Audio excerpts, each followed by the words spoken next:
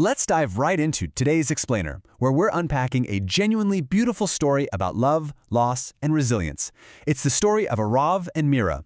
We're going to walk through their journey step by step to pull out some really profound lessons about what it actually means to care for someone when life just throws you a massive curveball. So, I want you to keep this question in the back of your mind as we go. What happens when true love meets an impossible tragedy? You know, it's super easy to talk about love when everything's sunshine and rainbows, right?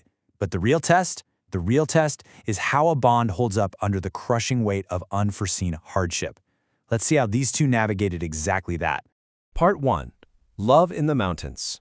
Our story kicks off in a peaceful little hill town where two very different people cross paths.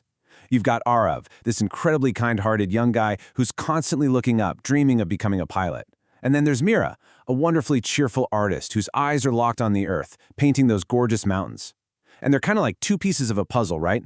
Meeting up every evening, they found this amazing common ground, and their friendship naturally blossomed into a really deep, beautifully balanced love. Now, if we map out the timeline of their relationship, there is a fascinating emotional arc here. Think about it. It goes from this simple, comforting rhythm of daily meetings over a few days, straight into a sudden, chaotic event that took literally just hours to change their lives forever. And from there, the timeline completely stretches out into years of painful silence. Before, spoiler alert, a totally unexpected reunion. Which brings us to part 2, a tragic sacrifice. So out of nowhere, a terrifying landslide hits their town. It's absolute chaos. And Aarzu, being the kind of guy he is, leaps right into action to rescue kids caught in a disaster. He saves them, which is incredibly heroic, but he takes a massive physical toll in the process. He survives, but he tragically loses the ability to walk. And it's right here that he makes a sudden, deeply heartbreaking choice. He decides to disappear completely, without even telling Mira the truth. Now you might be wondering, why on earth would he do that? Well, the crucial point here is that Aarzoo's disappearance wasn't because he stopped loving her. Actually, scratch that, it was the exact opposite. He was operating under this deeply flawed belief that he had to protect Mira. He genuinely believed that he'd only become a burden to her, that his physical limitations would just drag her down and ruin her artistic dreams. He made this huge, life-altering sacrifice totally on his own. Part 3. Rebuilding Separated Lives. With Aarzoo gone without a single trace, Mira is obviously heartbroken, but man, she shows immense resilience. I mean, she searched for him tirelessly for years, but found absolutely nothing. It would have been so easy to just give up, right? Instead, leaning heavily on her family's support, she slowly starts to rebuild her life.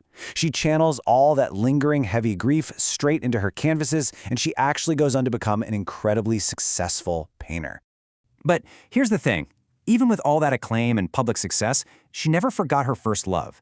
The memory of Aarzu was just this constant, unresolved undercurrent in her life. The accolades couldn't fill the void he left behind. He was always just there, kind of echoing in the background of her biggest artistic triumphs. Part 4. The Unexpected Reunion. Okay, so fate definitely wasn't finished with them. In their time apart, both of them took their immense personal pain and transformed it into a way to help others. Mira ends up organizing this major art exhibition specifically to raise money for a rehab center. And as it turns out, Aarzu had dedicated his new life to helping injured people recover.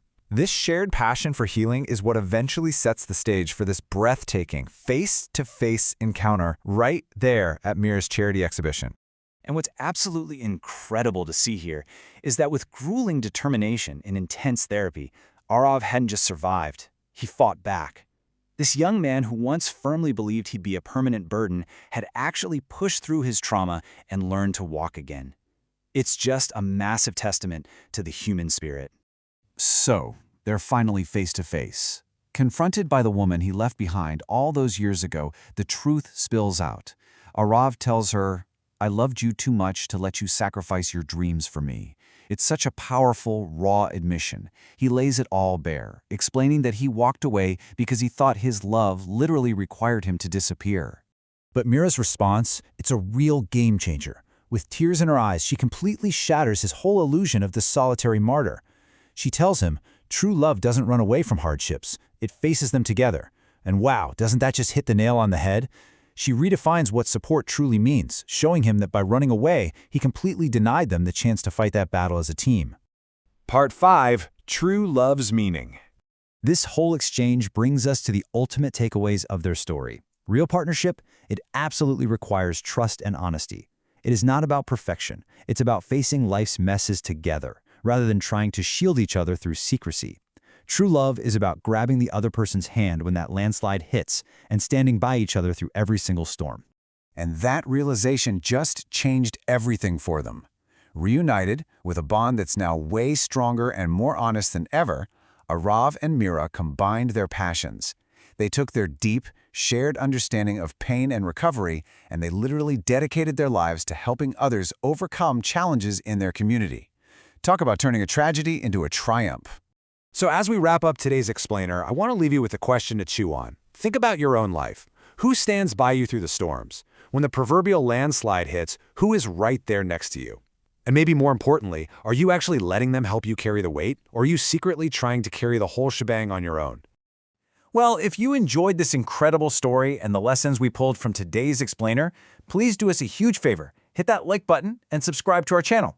We absolutely love bringing these narratives to life for you. Thanks so much for tuning in, and until next time, keep facing those storms together.